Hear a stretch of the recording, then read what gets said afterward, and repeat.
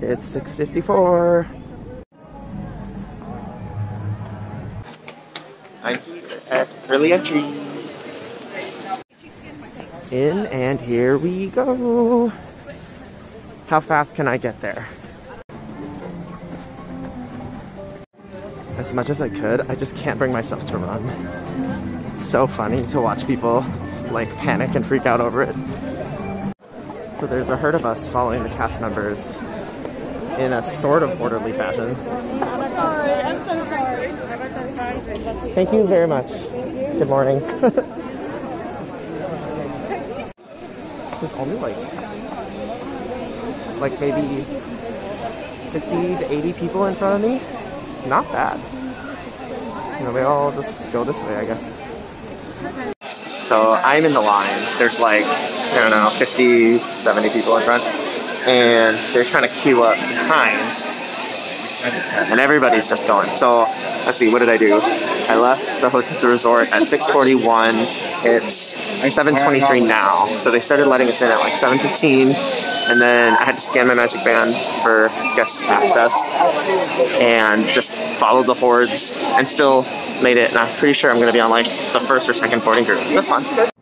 We have just been constantly walking because this queue is the queue itself.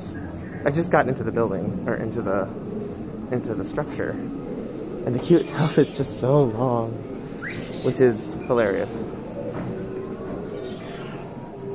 Should have counted how many steps I've taken. Got moved to the front because I am a single rider. I am off of the ride, obviously, and it is like 7:55. So I was in line and did it before park officially opens, thanks to the early bus that came to All-Star and the early park entry. So it's definitely doable. I didn't really wait at all. It was longer to walk through the queue than it was to actually do the ride. Great ride, as always. No regrets whatsoever. Also, waking up early will help because I woke up at 5, but I was also kind of up at 4. And waking up early in general will just help me tomorrow because hopefully I'll be able to sleep really well tonight.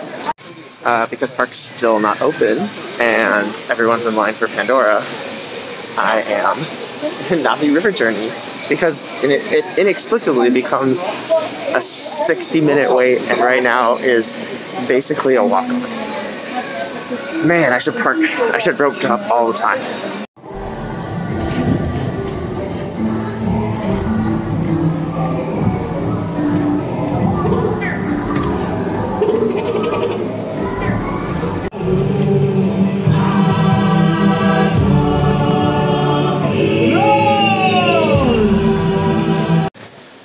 The walk-on for Navi's was successful, 8:07, and now the park will start to get really quite busy. But I did some of the hardest things to do today, so I consider this already a win. And I predict that I will crash sometime around like 2 p.m. and at that point I will just leave. Hello, this lady who's likely from Bahamas, but I don't know. I won't assume. I have traversed the park, and, well, not completely, but mostly, and now at Kilimanjaro Safaris, and it's only 20 minutes, which is pretty good. As you can see, the sun is up, so who knows if the animals are still doing their morning thing. I'm hoping they are, but we shall see. Wildlife Reserve. Now just Molly a few quick is gonna reminders. be Make sure you amazing. do remain fully seated at all times. Hands, arms, feet, and legs inside of the... This is a greater kudu here to the right. I can see it now. She couldn't see it for a while, and everyone was pointing at it. Greater It's so kudus funny. are the She's second cute. tallest antelope on the reserve. They'll usually stand at about... And then they will actually mate for life. Rhino butt. Now we do have black rhinos to the left. There's More rhino one here's butt. a little easier to see that we'll pause to look at.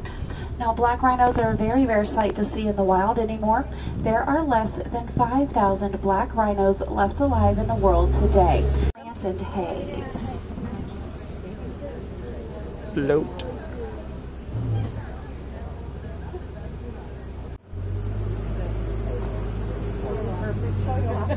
You coming up? Nope, not coming. coming up. Just saying hello to the air. It's big. Weighing anywhere between 500 and 750 pounds on average. To the right-hand side of the den, under the tree, there's some African wild dogs, also called painted dogs, for their splotchy colored coat. Now, they are the #1 hunter of mammals in Africa. Side of the horns that they circulate their blood through, it actually releases the heat from their body to help them stay cooler. Sable antelopes, the emblem here of the Harambe Reserve. In a fight or flight situation, sable antelopes always fight back. They'll use their long horns to knock off predators that try to jump onto their backs. You can get a better view of them standing there on the top of that little hill. Yeah, so the wildebeest. So fairly new phenomenon. It takes a couple of months. It's about 4 months there and 4 months back. It is a round trip migration. Along with the wildebeest, you'll have about 250,000 zebra and about 500,000 other types of antelopes and impalas that will migrate with them. Some other giraffe species actually have smooth edges on their spots. It's one of the easiest ways to help identify the different giraffe species. Now, they are the tallest land animal, standing upwards of 20 feet tall when they are fully grown. Firstborn, they're usually right around 6 feet tall. Look at the little baby. Oh, super cute. Now, mandrills are very shy, but they're so shy. I think they're just slowly moving behind the rest of the herd. It's an ecosystems that they travel through. Now, for example, throughout their lifetime, elephants can travel for hundreds of miles. And every single day, they can consume up to a couple of 100 pounds of vegetation. Now, within the vegetation, there's, oh, you can hear me. Within the vegetation, there are seeds from grasses, roots from plants that they're pulling and ingesting. Now, as they travel, they drop their dung. And as the dung dries, it actually releases those seeds and roots back into the environment, helping to create new growths of grasses and plants wherever the elephants go. The dung itself is very important to the soil as it decomposes. It provides a lot of nutrients back into the soil.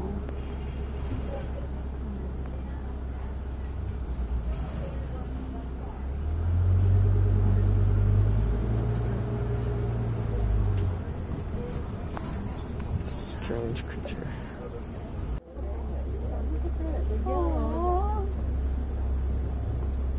Now, them sparring like that is completely normal. It helps them 3 seconds. They can maintain speeds of 60 to 70 mile an hour for a few hundred yards while they chase their prey. After that first initial chase, they're actually left completely exhausted. They've used up all of their energy. They're overheated. They need to rest. Oh my God. We can head around before he, oh my goodness, how gorgeous. Now, lions are mainly nocturnal. They'll spend 16 to 20 hours each day inactive, just kind of sleeping, resting, and relaxing. Now, they're opportunistic hunters, but they prefer to hunt at night if they can. The cooler temperatures, the better vision, give them a much better chance of success on their hunts. Well, there's another lioness over.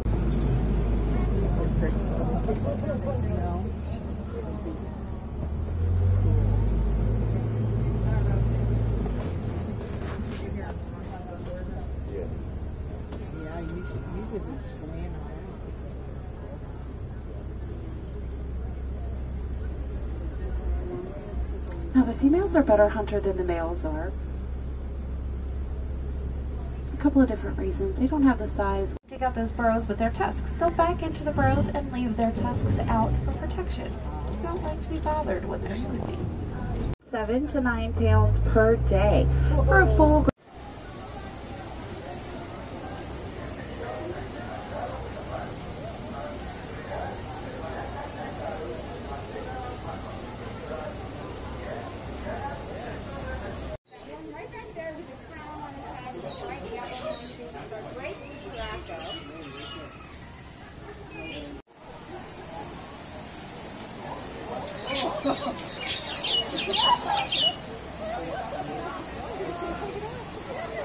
Something like second one tomorrow. Second? Yeah. I told myself I was never going to do a marathon. I did 5. I told you, they'll take your head off. The last one is just June. These are my upside down. These yellow ones. So she the one in there. I know. Like, no, I don't want to do that. That's kind of my problem. Like, half is just right. Like, I can handle that.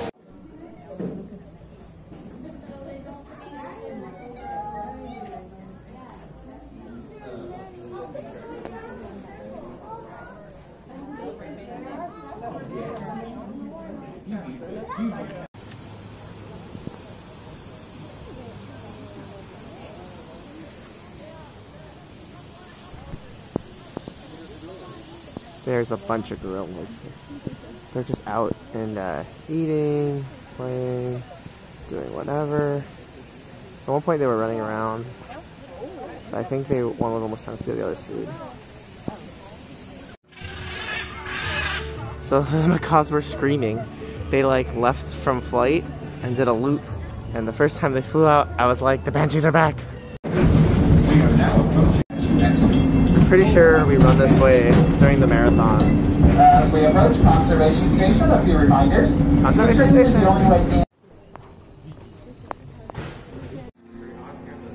I have the best seat. They're doing Timon today.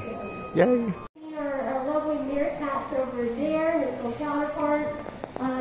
Not done, but it's okay. It's fabulous. So. Actually turn your pop into your garden.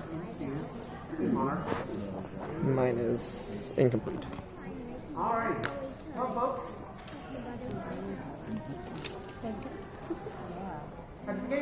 So I have my drawings, but I just got off of Rafiki's Planet Watch, and now it is actually a busy park. Oh no! Probably because people showed up. Half marathon is done, so people are showing up too. Yeah, it is good times. Whole family's here now, so I'm gonna try to track them down and see what's going on. It is starting to get a little hot. It's supposed to be 80 degrees today, which for me is terrible, but I can't believe I'm still wearing this long sleeve. Hello, look what I found. Hello. And look, it's a medal. Oh, Daisy is on it. I told you it was Daisy. Yeah, but she's not the race marshal. Good job. Good job, Donald. Way to share. You know why I knew that? Because you saw it already? Because I'm not sexist. Oh, well no, because this is the race marshal. Anyway. Just kidding. Okay. So it has most magical 25 years of celebration. Yes, it is. Donald's 25. And on the back it says world's most magical celebration. Oh, very nice. Good job. Good job. And then I found one of the merch signs there, so I bought it. Nice. And then because I saw those, I was like, I wonder if the expo still has some. And I went over there, and I bought some for Nate, and I bought some for myself. Yay! Thank you. The better ones for me, obviously. That's fine. I'm at Yak and Yeti, and they have a shrimp tempura with sweet and sour sauce, which is very strange. This is what I guess white people like. Majority of the day, they're down on the ground using that meat to forage around to eat all kinds of food. They eat a lot of weird stuff. She's probably looking, she's like, what else can I find over here in this patch of bushes right now? Excellent. There we go. And we're hoping you're going to get a closer look at this bird here. There we go. Yeah, it's not all bad news. We've been working with an incredible organization called the World Parrot Trust. We're going to be sending Bluebird macaws down to create an incredible breeding program. They'll meet up with our local population, hopefully have their own babies one day, so that we can see skies filled with blue-throated macaws.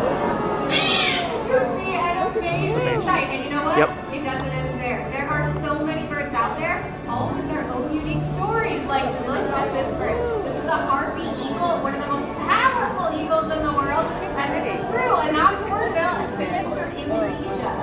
You know, all the blue-throated macaws, the samurai toucan. Of course, the bald eagle.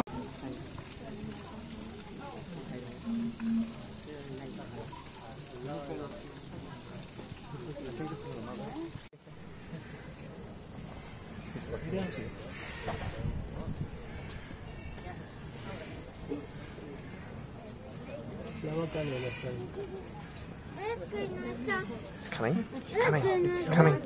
He's coming. Hello.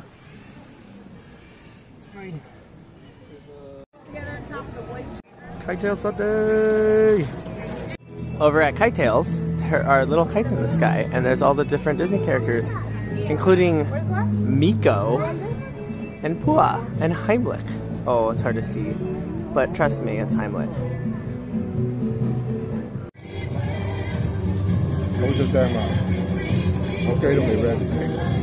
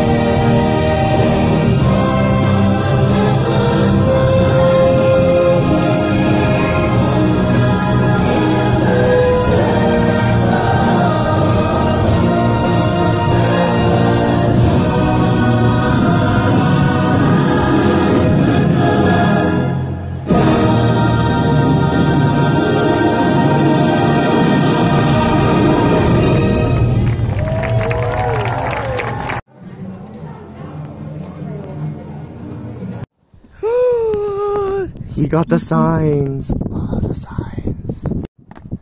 This one's yours. Excellent. This will go great in my house. And that will also look great. And a Mickey. Oh, it's a Mickey. Hi, Mickey. Cool.